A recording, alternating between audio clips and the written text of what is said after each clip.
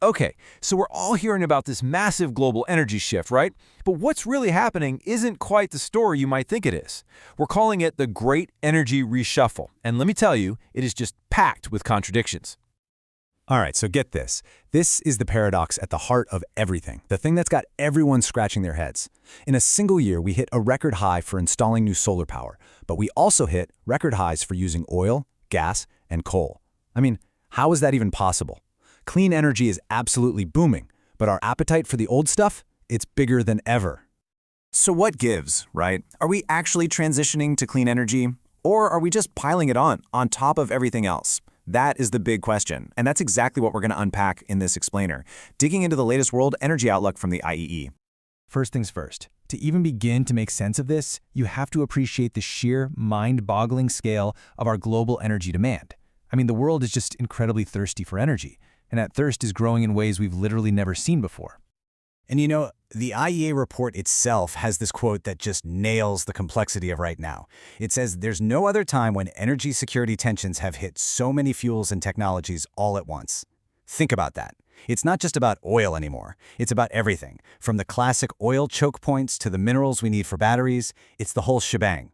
And just when you thought demand couldn't get any higher, it's about to explode. Why?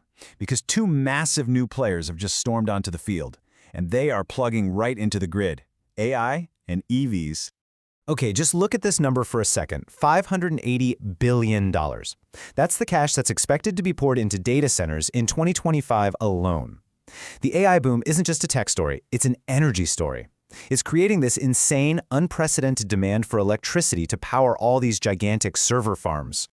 Now, to put that in perspective, let's look at the investment in global oil supply for that same year, $540 billion.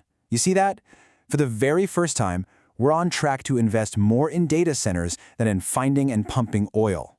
That old saying, data is the new oil, well, it's kind of becoming literally true, at least when you follow the money. But here's the kicker. AI gets all the headlines, right? It's the shiny new thing.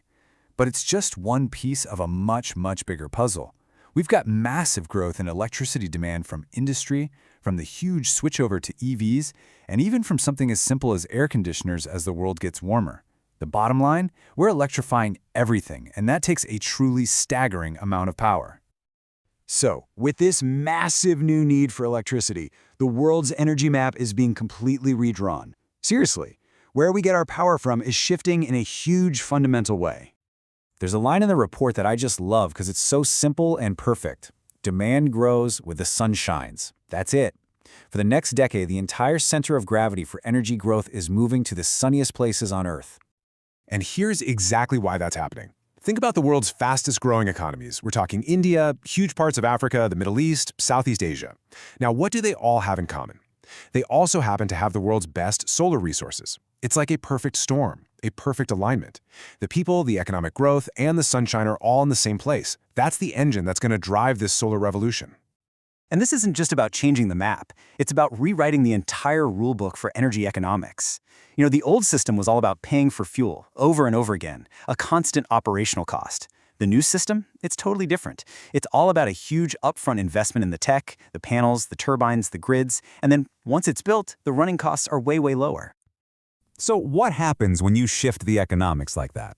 You get a whole new kind of resource race. The great geopolitical game of the 21st century isn't just going to be fought over oil fields anymore. No, it's going to be about minerals, special materials, and who controls the factories that make all this new tech. Let's just take solar panels as an example. Look at this. Over 80% of the world's manufacturing capacity, we're talking every single step of the process, is concentrated in one country, China.